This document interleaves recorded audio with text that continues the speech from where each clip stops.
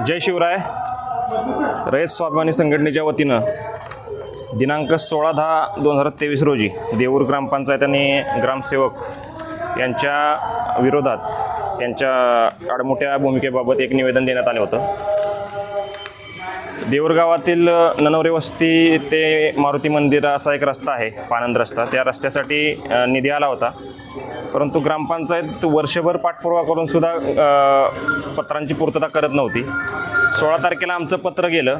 24 तासाच्या आत त्यांचा ठराव आम्हाला मिळाला, त्याबद्दल त्यांचे आभार मानतोच. परंतु एक विषय आपण त्यामध्ये मांडला होता की विदाऊट वर्क ऑर्डर आज गावामध्ये एक काम चालू आहे. शिवाजी पुतळा ते वॉर्ड क्रमांक 4मध्ये शिवाजी पुतळा ते राजवाडा असं, आणि वॉर्ड क्रमांक 1मध्ये सुद्धा अशाच पद्धतीनं विदाऊट वर्क ऑर्डर काम चालू आहे, ज्याची वर्क ऑर्डर 25/15ची 28 ऑगस्ट 2023 रोजी आली होती. ती वर्क ऑर्डर न जुमानता 25/15 तुम्ही दुसरीकडे ट्रान्सफर करा असं सांगून परस्पर काम चालू करण्यात आलं आहे. त्याच्यामध्ये सरपंच स्वतः उभं राहून काम करून घेत आहेत असं निदर्शनास आलेलं आहे. तर त्या बाबतीत आम्ही उपोषणाला आत्ता एक दिवसीय लाक्षणिक उपोषणाला आत्ता बसत आहोत. पंचायत सदस्य आज जो विषय जो आहे, आज रयत स्वाभिमानी संघटना साताराचे सुशील कदम हे आज एक दिवसीय लक्षणीय म्हणजे उपोषण करणार आहेत. तर त्याचं कारण असं आहे की देऊरमध्ये एक 25/15चा रस्ता जो आहे, जो शिवाजी पुतळा ते राजवाडा या रस्त्याचा जो निधी आहे, म्हणजे 25/15मधून आपण 1 वर्षापूर्वीच मासिक मिटिंगमध्ये विषय घेतला. त्यावेळेला आमच्या सरपंचांनी सांगितलं की हा विषय म्हणजे तुमचं काम आहे, आम्ही सत्ताधारी आहोत, आम्हाला वाटेल ते आम्ही देणार नाही, तर तुमच्यांना आम्ही देणार नाही, म्हणजे देखभाल दुरुस्तीचा जो आपल्याला ठराव पाहिजे तो देणार नाही. तरी त्यांची मनधरणी करून ते आम्हाला मिळालं काम. 1 वर्षानंतर आता वर्क ऑर्डर हातात आली होती, पण त्याच्या अगोदरच घटस्थापने दिवशी सत्ताधाऱ्यांनी आणि शिवाय सरपंचांनी तिथे जाऊन त्या कामाची सुरुवात केली. पण जर वर्क ऑर्डर आपल्याकडे आहे, 25/15चा निधी आपल्याकडे आहे, तर तो निधी असताना तर दुसरा कोणी रस्ता कसा करू शकेल? आज जर तुम्हाला करायचंच असेल 4 नंबर वार्डमध्ये, तर तुम्ही दुसराही रस्ता करू शकता. आणि विद्यमान लोकनियुक्त आमदारांच्या सांगण्यावरून असं सांगितलं गेलं की गावाला 5 कोटी आलेले आहेत, आम्ही वाटेल तिकडे रस्ता करेन. पण जर लोकशाही असेल, जर सगळंच असेल, तर मग असा रस्ता कोणीही कसा करू शकतो? अख्खं गाव पडलेलं आहे, गावामध्ये रस्ता नाही. तुम्ही आज देऊर गावच्या हाल जर पाहिले तर एवढा निधी, म्हणजे मी सांगते आत्ताचा जो 15 वित्तातला निधी जो आहे 1 करोडनं पडलेला आहे, तो रस्ता कुठलाच होत नाही. कारण फक्त काम काय चाललंय, सत्ताधाऱ्यांचं मनमानीचं काम चाललेलं आहे. आणि हे जर काम त्यांना करायचं असेल तर त्यांनी 4 नंबर वार्डमध्ये दुसरीकडे कुठेही करावं. आणि शिवाय ज्या दिवशी त्यांनी उद्घाटन केलं त्याच्या आम्हाला तिन्ही सदस्यांना, 4 नंबर वार्डमधल्या तिन्ही सदस्यांना आम्हाला कल्पना न देता हे काम चालू केलेलं आहे. तर मग आम्ही वार्डचे सदस्य असून आमची जी लोकनियुक्ती केलेली आहे त्याचा आमचा उपयोग काय? जर आम्हाला कुठलीच माहिती मिळत नसेल तर हे कसं चालेल? मग 4 नंबर वार्डचा किंवा कुठल्याही सदस्यांचा उपयोग काहीच होत नाही.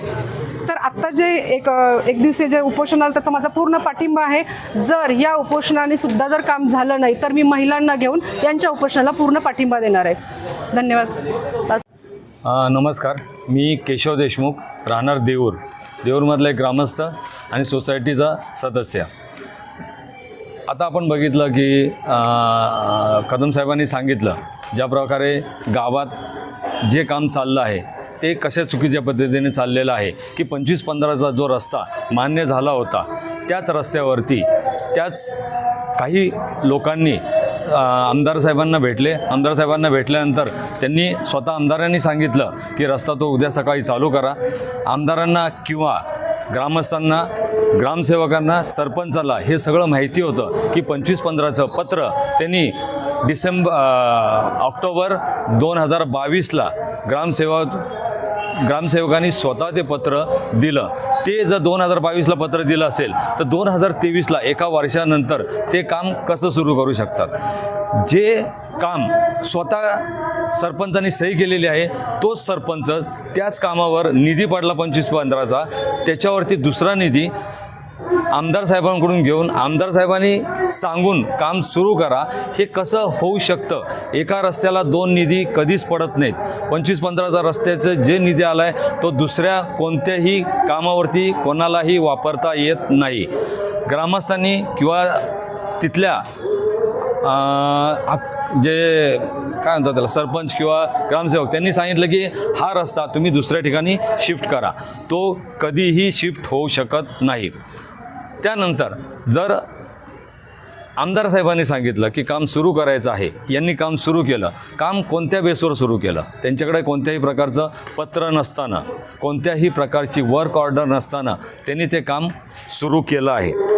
हे सुरू करत असताना ज्यावेळेला ग्रामस्थांनी त्यांना विचारलं तर ते म्हटले की तुम्ही काम बंद पाडत आहात, असा ग्रामस्थांवरती एक त्यांनी आरोप लावला.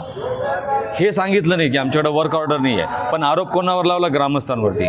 म्हणजे सांगायचं काय की शासन जर लक्ष देते, कलेक्टर साहेबांची जर ऑर्डर असेल किंवा तुमच्याकडं मान्यता असेल, त्यानंतरसुद्धा मान्यता नसणाऱ्यांनी काम करणं हे कितपत योग्य आहे? ग्रामस्थांनी विचारल्यानंतर त्यांना कोणत्याही प्रकारचं व्यवस्थित पत्र दिलं जात नाही आहे किंवा कोणत्याही प्रकारचं त्यांना सांगण्यात येत नाही आहे. ते जर तिथं गेले तर ते सरळ म्हणतात आम्हाला जे करायचं आहे ते आम्ही करणार, तुम्ही आम्हाला विचारणार कोण? मग हे सगळं जर होत असेल मग आपल्यासारख्या ग्रामस्थांचा तिथं गरज काय आहे? जर हे फक्त जर आमदारांकडून किंवा स्थानिक नेत्यांकडून जर अशीच कामं होत असतील तर ग्रामसेवक, सरपंच यांची गावाला गरज नाही वाटत आहे. त्यामुळे हे सगळ्या अधिकाऱ्यांनी, म्हणजे मला सगळ्यांचंच नाव घेऊ इच्छितो मी, कलेक्टर, प्रांत, तहसीलदार, हे ज्या वेळेला पत्र देतात आणि त्यानंतर PWD डिपार्टमेंट त्यांना जरी विचारलं आपण तर ते म्हणतात तुमच्या गावचा विषय आहे, तुम्ही सॉल्व करा. जर का तुम्ही पत्र दिलेलं आहे PWDने तर हे PWDचं पण तेवढीच जबाबदारी आहे की त्यांनी ते येऊन बघणं गरजेचं आहे की ते काम ज्या हेडखाली, ज्या फंडखाली पडलेलं आहे ते बरोबर पडतं आहे का नाही. 5%, 10%, 15% घेऊन ती कामं खरंच त्याच निधी त्याच रस्त्यावर पडतोय का नाही. फक्त हा रस्त्याचा विषय नाही आहे, हा फक्त देऊरचा विषय नाही आहे. देऊरच्या आसपासमधल्या 5 ते 6 गावांमध्ये बिचुकले झालं, तळीये झालं, प्रत्येक गावामध्ये कामं चालू आहेत. पण कशी चालू आहेत?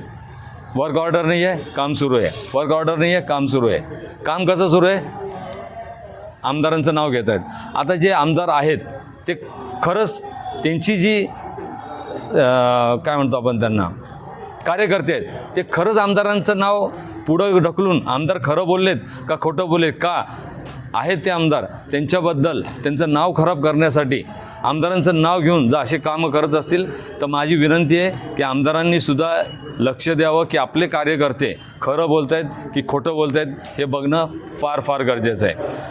शेवटचं एक वाक्य सांगेन मी फक्त की सगळ्या गावांना त्रास होतो आहे. कलेक्टरपासून ते खालपर्यंत जेवढे काही अधिकारी आहेत त्यांनी प्रत्येक गोष्टीची CO यांनीसुद्धा पाहणी करत नाहीत आणि डायरेक्ट रिकमेंडेशन होतं की हे करायचं आहे, ते करायचं आहे, पण अस्तित्वात 5%मुळं काहीही होत नाही आहे. ते होऊ नये आणि फक्त जी परिस्थिती आज देऊर गावाची आहे, 5 वर्षात काही कामं झालेली नाही आहेत, निधी तसाच्या तसा पडलेला आहे, तर तो कोणत्याही गावाचं नुकसान होऊ नये एवढी माझी नम्र विनंती आहे.